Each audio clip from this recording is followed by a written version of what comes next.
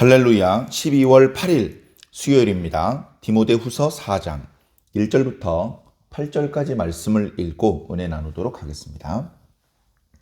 하나님 앞과 살아있는 자와 죽은 자를 심판하실 그리스도 예수 앞에서 그가 나타나실 것과 그의 나라를 두고 엄히 명하노니 너는 말씀을 전파하라. 때를 얻든지 못 얻든지 항상 힘쓰라. 범사의 오래 참음과 가르침으로 경책하며 경계하며 권하라. 때가 이름에 사람이 바른 교훈을 받지 아니하며 귀가 가려워서 자기의 사욕을 따를 스승을 많이 두고 또 그 귀를 진리에서 돌이켜 허탄한 이야기를 따르리라. 그러나 너는 모든 일에 신중하여 고난을 받으며 전도자의 일을 하며 내 직무를 다하라. 전제와 같이 내가 벌써 부어지고 나의 떠날 시각이 가까웠도다. 나는 선한 싸움을 싸우고 나의 달려갈 길을 마치고 믿음을 지켰으니 이제후로는 나를 위하여 의의 면류관이 예비되었으므로 곧 의로우신 재판장이 그 날에 내게 주실 것이며 내게만 아니라 주의 나타나심을 사모하는 모든 자에게도니라. 아멘. 예. 말씀을 읽으면서 사도 바울의 음성, 표정 이런 것들이 느껴지는 것 같습니다. 여러 차례 말씀드렸던 것처럼 사도 바울은 자신이 이제 곧 죽게 될 것이라는 것을 직감하고 있었습니다. 그래서 이 죽음이 닥치기 전에 죽음을 피해서 도망가는 것이 아니라 그동안 자신이 복음을 전파하기 위해서 최선을 다해서 살았듯이 그 복음을 전파하는 사역이 중단되지 않고 다름 아닌 자신이 가장 사랑하는 디모데를 통해서 계속 이어지기를 간절히 바라는 마음으로 디모데 후서를 기록했습니다. 표현하자면 펜을 꾹꾹 눌러서 편지를 쓰는 심정으로 자신의 마음을 절절히 담아서 편지가 기록되고 있는 것이죠. 그렇게 해서 기록된 디모데 후서도 이제 마지막 4장이 시작되었습니다. 사도 바울이 지금 나이도 많고 지금 벌써 말을 길게 이어왔기 때문에 힘이 많이 빠져 있습니다. 그런데도 불구하고 지금 현재 자신이 가지고 있는 힘을 총동원해서 다 끌어모아서 지금 이 말씀을 디모데에게 해주는 것이죠. 하나님 앞과 그리스도 예수 앞에서 내가 너에게 엄히 명한다. 이렇게 사도 바울이 평생을 주님을 위해서 또 복음을 위해서 충성을 다 바쳤던 존경하고 사랑하는 그런 사도가 심지어 하나님과 예수님의 이름으로 명령을 내리고 있는데 이걸 어떻게 소홀하게 듣겠습니까? 아마도 이 글을 처음 읽었던 디모데는 울었을 것이고 무릎을 꿇었을 것이고 사랑하는 스승 또는 아버지 바울의 음성이 아니라 주님의 음성을 듣는 심정으로 이 말씀을 받았을 것입니다. 사도 바울은 내가 지금 너한테 명령하고 권하는 것은 그냥 인간 바울의 부탁이 아니다. 이건 신적인 권위를 가지고 있는 명령이다. 이것은 바로 예수님의 명령이다. 이건 바로 하나님께서 주신 사명이다. 라는 것을 힘주어 강조하고 있는 것이죠. 특히 예수님을 누구로 설명하고 있느냐 하면 산 자와 죽은 자를 심판하실 분이다. 죽음은 다 끝이다. 이런 생각을 많은 사람들이 가지고 있습니다. 죽음 이후의 세계에 대해서 전혀 알지 못하고 그저 죽음은 끝이다라고 그렇게만 생각하고 있죠. 그러나 죽는다고 끝이 아니다. 살아있는 동안에 저지른 죄에 대하여는 죽은 이후에도 형벌을 받게 되는 것이다. 살아있는 동안에 하나님 앞에 상급을 쌓았다면 죽은 이후에 하나님께 칭찬과 사랑과 상급을 받게 되는 것이죠. 그런 것에 대한 분명한 믿음으로 아무런 보상이 없었는데도 불구하고 사도 바울은 평생을 주님께 바쳤습니다. 단순히 자신을 용서해 주시고 구원해 주신 그 은혜, 그게 결코 단순하거나 작은 것은 아니죠. 그 은혜를 크게 마음속으로 느끼고 깨달은 사도 바울은 평생을 아낌없이 주님께 바쳤습니다. 그랬던 주님이 바울이 이제 죽음을 앞두고 디모데에게 간곡히 권고하는 것이죠. 엄히 명하는 것입니다. 그 명하는 내용은 2절에 나타나고 있는데요. 크게 5가지입니다. 너는 전파하라. 너는 힘쓰라. 너는 경책하라. 너는 경계하라. 너는 관하라. 이런 5가지 명령어를 쓰고 있습니다. 첫 번째가 말씀을 전파하라는 겁니다. 디모데 전서에도 특히 디모데 후서에 절절히 강조가 되었던 바로 그 부분, 말씀을 전파하라. 사랑하는 성도 여러분, 비유가 적당한지 모르겠습니다만 집에 시골에서 강아지를 기릅니다. 그러면 그 강아지들이 미몰이지만 영리해요. 똑똑합니다. 그래서 주인이 들어오면, 주인의 자동차가 들어오면 짖지 않아요. 반갑게 바라보면서 꼬리를 흔듭니다. 근데 낯선 차가 들어오고 낯선 사람이 지나가면 짖어댑니다. 그만 좀 짖어라고 아무리 말해도 계속 짖습니다. 주인과 주인이 아닌 자를 구별해내는 것이죠. 그런데 만일 강아지를 기르고 있는데 그렇게 사랑을 베풀어줬고 맛있는 것도 많이 먹였는데 도둑이 들어왔는데 이 강아지가 입을 다물고 있는다면 그 강아지 뭐하러 기르는 겁니까? 아무 쓸모가 없는 것이죠. 파수대에 파수꾼을 세웠습니다. 적들이 온다! 이걸 알려주지 않을 거면 거기 뭐하러 파수꾼을 올려보낸 겁니까? 그와 마찬가지로 하나님의 종이 하나님의 말씀을 선포하지 않는다면, 하나님의 말씀을 전하지 않는다면 그게 무슨 하나님의 종이고 그게 무슨 하나님의 일꾼이 무슨 소용이 있는 것입니까? 아주 거친 표현이지만 벙어리 개와 같다. 경고해야 되고 책망해야 되고 하나님의 뜻을 드러내 알려야 될 때 알리지 않는 그런 거짓 선지자를 벙어리 개와 같다라고 그렇게 말하고 있지 않습니까? 저는 그리고 우리 성도들은 절대로 그렇게 되면 안 될 것 같습니다. 깨어있고 때와 시기를 분별하고 하나님의 뜻을 분명히 깨닫고 그 뜻을 이 세상에 드러내야 됩니다. 알려야 됩니다. 많은 사람들이 운집한 자리에 연단에 서서 마이크를 붙잡고 말할 수 없을지라도 335 만나는 친구와 가족들을 향해서라도 하나님의 뜻이 무엇인지 드러내 보여줄 수 있는 그런 저와 여러분들이 되기를 주님 이름으로 간절히 축원합니다. 그게 우리가 살아있는 이유고 그게 우리를 부르신 목적입니다. 자, 언제 말씀을 전파할까요? 3절에 때가 이르리니 2절에 때를 얻든지 못 얻든지 항상 힘쓰라. 자, 때를 얻든지 못 얻든지 왜 말씀을 전하지 않고 있어요? 아직 때를 얻지 못해서요.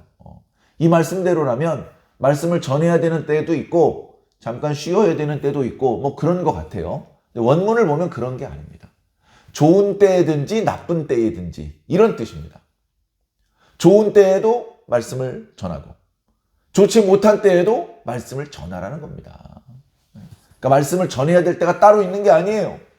지금은 말세라서요. 말씀을 전할 때가 짧아요.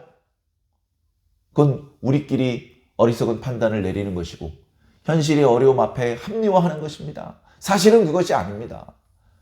말씀을 때를 얻든지 못 얻든지 힘쓰라는 것은 좋은 때에도 말씀을 전하고 좋지 않을 때에도 말씀을 전해야 된다. 말씀을 전하는 것을 강사가 연단에 서서 연설하는 것처럼 목사님들이 설교하는 것처럼만 생각하시지 않으시기를 바랍니다. 그런 방법도 있고 우리가 의로운 방법으로 착한 행실로 살아가는 그런 방법으로 하나님의 뜻을 드러낼 수도 있는 것입니다. 자, 때가 이르리니 말세죠. 마지막 때가 이르면 사람들이 바른 교훈을 받지 않을 것이다. 그런데요, 여기서 우리가 주의할 것은 여기서 말하는 때, 이 마지막 때를 가리키는 것인데, 그죠? 3장에도 말세에 고통하는 때가 이를 것이다. 그렇게 말씀하지 않았습니까? 근데 이것은 정말로 20세기, 21세기 그렇게 세상 지말을 가리킨 말씀만은 아니라는 것입니다. 이 미래는 현재를 포함하고 있어요. 그러니까 말세에 고통하는 때 사람들이 돈을 사랑하고 자기를 사랑하고 쾌락을 사랑하고 이건 먼 미래에만 그랬고 사도 바울의 시대는 안 그랬느냐 하면 사도 바울의 시대도 그랬어요. 사도 바울보다 더 과거에도 내려가도 사람들이 자기를 사랑하고 돈을 사랑하고 쾌락을 사랑했습니다. 그러니까 지금 사도가 디모데를 향해서 권고해 줄 때 이 말씀의 내용은 먼 미래, 지금 내가 살고 있는 현재하고는 완전히 분리되어 동떨어져 있는 먼 미래를 가르치는 것이 아니고 이 말씀은 현재를 포함하고 있어요. 다시 말해 앞으로 사람들이 바른 교훈을 받지 않게 될 것이다. 지금은 받느냐? 지금도 안 받고 있다. 그러니까 그런 거 연연하지 말고 듣든지 아니 듣든지 말씀을 전파하라는 겁니다. 사람들의 성향이 어떻게 되느냐? 귀가 가려워, 귀가. 참 재미있는 표현이죠. 정말로 귀가 가려워서 벅벅 긁는다. 그런 뜻이 아닙니다. 사람들의 귀가 어떤 귀가 되냐 하면 자기가 듣고 싶은 것만 들으려고 하는 귀가 된다는 겁니다. 듣고 싶지 않은 것은 들으려고 하지 않아요. 이거 예레미야 때도 그랬고 구약의 여러 이스라엘의 역사를 통해서도 많이 보지 않았습니까? 예레미야 때 예레미야만 참 선지자였고 나머지 다 거짓 선지자였습니다. 사람들이 예레미야의 말을 듣지 않습니다. 그 다른 선지자들의 말을 더 좋아해요. 여호와의 말씀에 바벨론이 멸망할 것이다. 유다는 건재할 것이라고 하셨다. 얼마나 듣기 좋습니까? 그러니까 자기가 듣고 싶은 말만 듣는 거예요. 근데 문제는 뭡니까? 자기가 듣고 싶은 그 말을 대로 되지 않아요. 역사는 하나님의 뜻대로 됩니다. 그 내용이 내가 원하던 내용이든 원하지 않는 내용이든 실제로 이루어질 말씀을 믿어야 됩니다.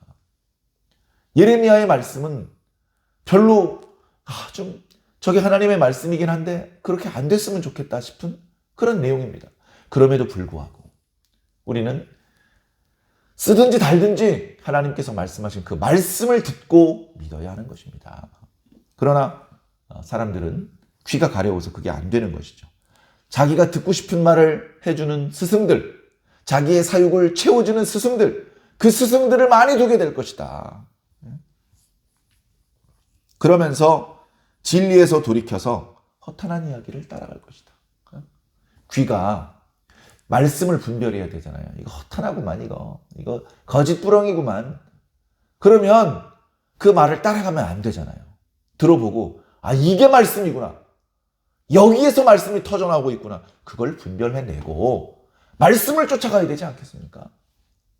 그게 되는 사람이 살아있는 사람이고 깨어있는 사람이고 참된 하나님의 백성이지 않겠습니까? 그러나 사람들이 안타깝게도 진리에게서 돌아섭니다. 진리 듣고 싶지 않아. 진리 내 귀에 들리게 하지 마시오. 조용하시오. 하면서 허탄한 이야기를 그렇게 좋아하고 박수를 치고 그런 현상이 벌어질 것이다. 그런 안타깝고 답답한 현상이 벌어지더라도 5절에 그러나 너는 모든 일에 신중하며 고난을 받으라는 말씀 속에는 경건하게 살라는 의미가 또 담겨 있어요. 지난 시간에 묵상했던 것처럼 3장 12절에 무릇 그리스도 예수 안에서 경건하게 살고자 하는 자는 박해를 받을 것이다. 복음을 성실하게 전파하면 고난을 받게 될 것이다. 그러나 고난을 피하지 말고 그냥 고난을 받아라. 다시 말해서 경건하게 살면서 하나님의 말씀을 전파하라. 전도자의 일을 하며 네 직무를 다하라. 다하라고 다하라. 직무를 해라가 아니고 네가 할 수 있는 최선을 다하라는 것이죠. 누구처럼? 오늘 말씀을 보면 특이하게 사도 바울이 자기처럼이라고 말하고 있어요. 우리가 보통 나처럼 해봐 라고 말하지는 않습니다. 왜냐하면 나 스스로가 부족하고 그것은 조금 교만한 표현이 될 수도 있기 때문에 조심스러운 것이죠. 사도 바울은 지금 나처럼 하라고 그렇게 담대하게 이야기를 하고 있습니다. 6절부터 끝절까지는 자기 자신에 대한 이야기를 하고 있습니다. 전제와 같이 내가 벌써 부어졌다. 구약의 제사 제도를 잘 모르면 이해가 잘 안 될 수도 있죠. 구약에 하나님 앞에 이제 제사를 드릴 때 짐승을 잡습니다. 피를 흘리죠. 피를 다 받아가지고 제단에 뿌립니다. 그리고 기름을 다 걷어냅니다. 또 번제는 전체를 각을 떠서 태우죠. 그래서 그 제물을 제단 위에다 올려놓습니다. 그리고 그 위에다가 포도주를 부어요. 그 포도주를 붓는 것을 전제라고 합니다. 그러니까 사도 바울은 이제 죽을 때가 다 됐다. 내 몸뚱아리를 하나님께 바치는 제물로 지금 바치는 것이다. 이제 내가 하나님 앞에 바쳐져서 불을 피우기 직전이다. 그래서 포도주가 나한테 부어졌다.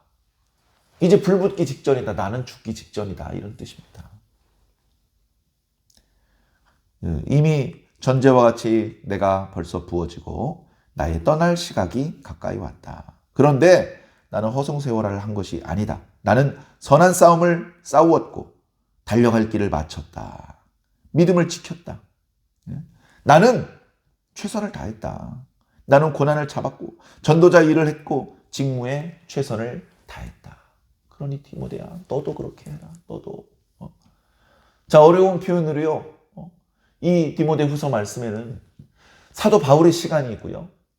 디모데의 시간이 있습니다. 사도 바울의 시간은 이제 끝나가고요. 디모데의 시간은 이제 시작되고 있는 것입니다. 그게 지금 살짝 겹쳐 있는 것이죠. 아직 디모데가 본격적으로 일하기 전에, 아직 사도 바울이 그 사명이 끝나기 전에, 그때 지금 디모데 후서를 기록하고 있는데요. 사도 바울에게 있었던 그 열정, 믿음, 은사, 그리고 복음을 전파하라고 하는 이 직분, 그것을 남김없이 디모데에게 전수해 주려는 것입니다. 내가 이렇게 평생을 헌신하고 이제 죽을 상황이 되었지만 나는 허송세월을 한 것이 아니고 주님의 직분에 충실한 삶을 살았기 때문에 결코 헛된 인생이 아니다. 후회스러운 어리석은 인생을 산 것이 아니다. 맨 마지막 구절에 이제후로는 나를 위하여 의의 면류관이 예비되었으므로 주님 곧 의로우신 재판장님께서 나에게 그 의의 면류관을 주실 것이다. 주님은 어떤 분입니까? 오늘 1절에 산 자와 죽은 자를 심판하시는 의의 재판장이시지 않습니까?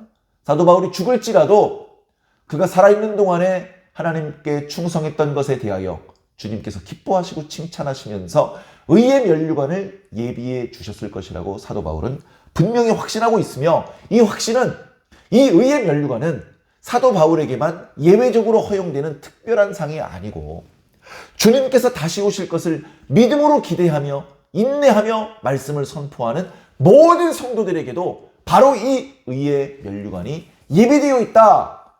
그렇게 담대히 선포하고 있습니다. 그러니 나처럼 이렇게 주님을 위해 헌신하지 못했고 다소간의 부족함이 있더라도 두려워하거나 걱정할 필요가 없다. 우리가 믿음의 정절을 지켰다면, 우리가 할 수 있는 최선을 다했다면, 그렇다면 후회할 것도 없고 부끄러워할 것, 걱정할 것이 없다. 우리를 사랑하시는 주님께서 우리를 칭찬하실 것이고 우리의 칭찬이 사람으로 말미암지 않고 하나님께로부터 올 것이며 우리의 상이 땅이 아닌 하늘에서부터 내려올 것이다. 사랑하는 성도 여러분, 우리가 이거 소망하는 거 아닙니까?